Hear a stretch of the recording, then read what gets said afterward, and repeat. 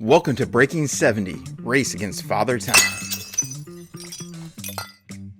Hello everyone, I'm Brian Bailie, and I'm excited to kick off my 2025 journey to break 70, a personal challenge and passion project.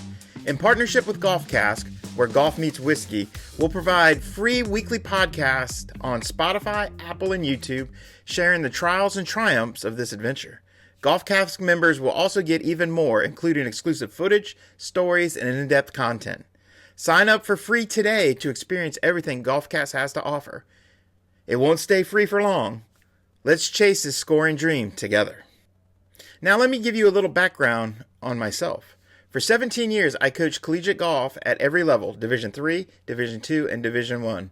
My focus? Short game and putting. It's where rounds are won and lost. I've spent my career helping players, touring professionals, collegiate athletes, and amateurs of all skill levels sharpen their scoring skills on and around the green. Over the past 25 years, I've built incredible relationships with some of the best coaches in the game. Their expertise has shown me how to teach and play, and I'll be bringing their insights along on this journey. Here's the funny part, though. I've never taken a golf lesson in my entire life. That's right. Not once have I sat in front of a coach to have my swing dissected. Sure, I've attended seminars, watched lessons, and taught thousands myself. But me being coached? Never. Does that sound familiar? I bet a lot of you can relate. Well, that changes today. I'm committed to a personal journey to break 70. I currently carry 6 handicap, and that's with no practice, so I definitely have some work to do. So let me give you a quick plan of what it's going to look like. Starting this January, I will map out the game plan and introduce a team of coaches who will help me on this journey. February, I'll kick off indoor training for golf with a focus on fitness to keep it safe and effective for a 52-year-old golfer like me. That's a physical specimen. It's taken a lot of bad years to get like this. This spring, I'll be hitting the road, meeting with some of the most innovative coaches I've come to know. Each month, I'll sit down with a coach for a deep dive into their strategies, go through a lesson, which we will film, and then we'll share a post-lesson analysis on how to train and to improve. But this just isn't about me. Along the way, I'll be bringing in experts, including sports fitness groups and one of the best sports psychologists in the game, Mike Grevlos, to help us understand what it takes to reach our scoring goals. This journey is about setting goals, embracing the grind, and celebrating the process of improvement in this amazing game. Use me as your sounding board. Ask questions, share your challenges, and let us grow together. So let's get started. Let's chase our goals. Let's elevate our games. And let's enjoy every step of the way. Let's go. So the million-dollar question is, how are we going to be able to break 70? Well, I'm going to use the great American philosopher, Mike Tyson, who famously said, everybody has a plan until they get punched in the face. Similarly, many golfers lack the structured improvement strategies, and they merely react to challenges on the golf course. Let's change that by establishing a performance ethos, a cornerstone, might you say, to guide a consistent progress toward our scoring goals. Let's talk about what it takes to break 70. Having been in the golf world for decades, working with some of the best players in the world, and even dabbling in the golf data science myself for 10 years, I know what it looks like to achieve this milestone. That's the good news. The challenge, though, is not a small feat. I understand how tough it will be, but I'm ready to tackle this head on, and I want you to come along for the ride. For those that are on their own journey, I'll also share with you what it takes to break other scoring milestones such as 100, 90, 80, and of course, breaking 70. But first, let's address a few truths about golf improvement that no one really talks about. These truths can hold players back. Number 1, most golfers don't train properly to achieve scoring goals. It's not that they don't want to or don't need to, but many lessons and practices aren't aligned with their goals for improvement. 2, almost no one likes recording data.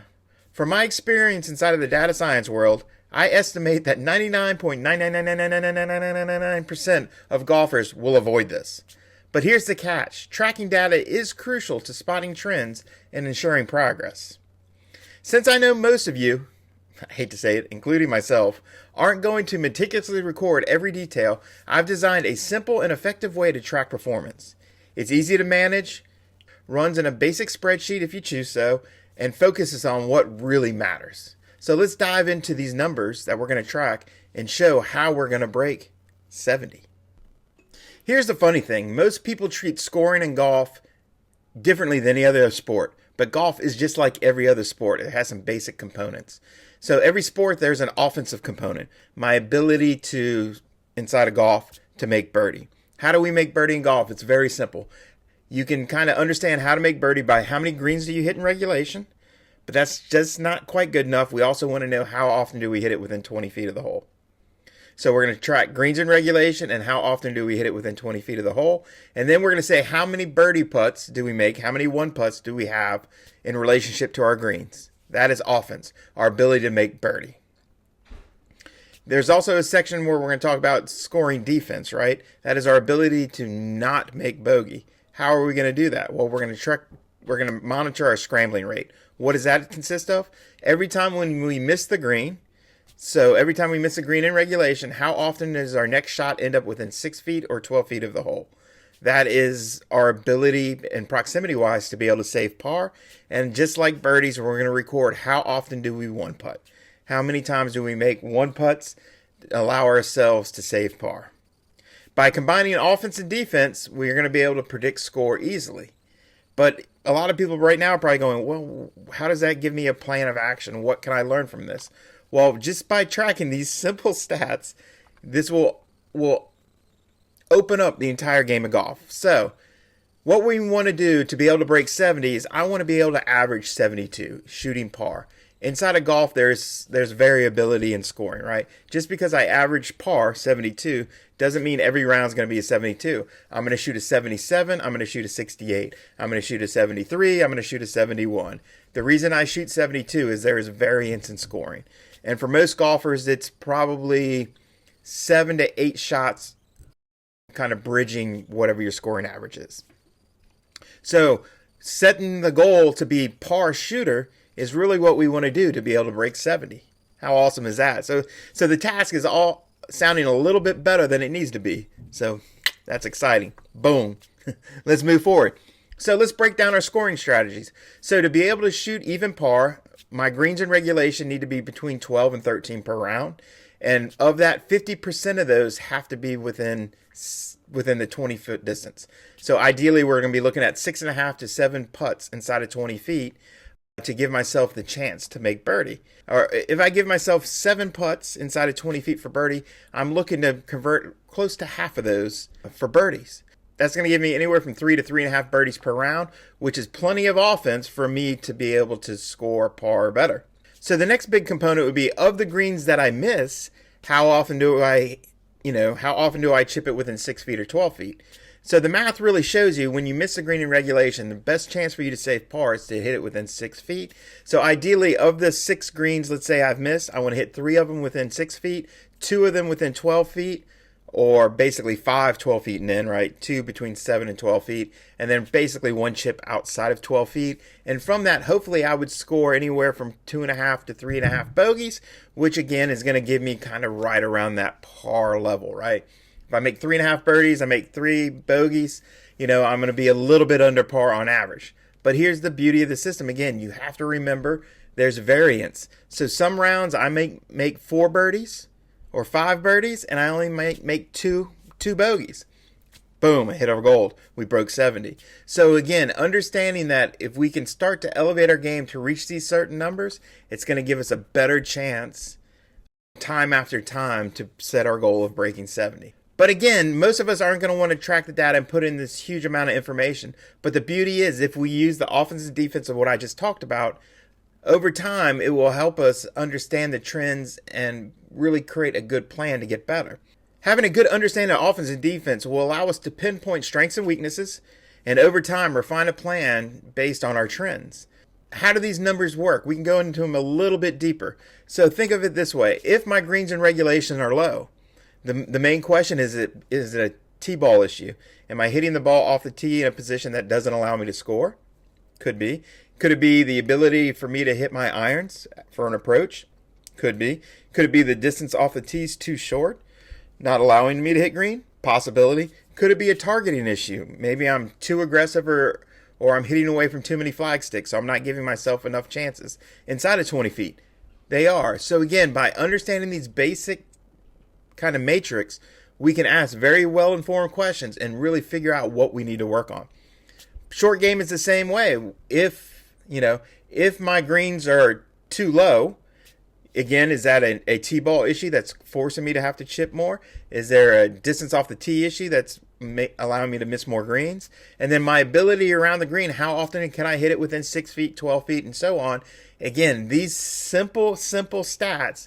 So it's going to be round information. It's not shot by shot. It's going to be kind of a collective of the round. It shouldn't take you more than 30 seconds to 45 seconds to actually map out what just happened. You can do it in a log in your notebook, or again, I will share a spreadsheet with you if you want to do that. But just by having these simple questions, you can really start to understand what are my strengths and what are my weaknesses. And there'll be one other piece we're going to track. We're going to call total putts. Total putts is a great tool to understand how good you are at scoring on the green. So that'll be the last kind of statistical piece we'll track. But you can see, not very detailed, not a whole lot of effort, very simple but very informative. And to me, this is the DNA, this is the ethos of what it takes to score, and that would be scoring and breaking 70 or your scoring barrier. So I'm really excited about this. More information on this, I'll do a detailed piece on how this works in the coming episodes here in January as we kind of map out what this looks like. But like I said, to break 70, our goal is to shoot even par. 12 greens, half of those inside of 20 feet, make half of those for birdie. From the greens that we missed, roughly 6, we want half of those to be within 6 feet. Two of them between 7 and 12, and ideally we're going to make 3 putts inside of that zone, and we're going to walk away even par. And again, if we can stack it even par every day, we have a really good chance of being able to move forward. What I will also do inside of the comments below, I'll show you what the numbers are for breaking 100, breaking 90, and breaking 80 as well. For your greens, putts inside of 20 feet, how many putts you should make? And the same thing when you miss the green, how often should you be within 6 feet, 12 feet, and outside of 12 feet, and what that looks like. Again, setting these goals so you can achieve. So make sure you check on the comments below, and I look forward to this journey. So there's more to come. Be looking for our new episode every Friday inside of your favorite podcast medium, as well as inside of golfcast.com. We're going to keep taking a deeper dive inside of this journey. Man, I love it when a plan comes together. Let's go. Let's get after it. And I'll see you out on the course.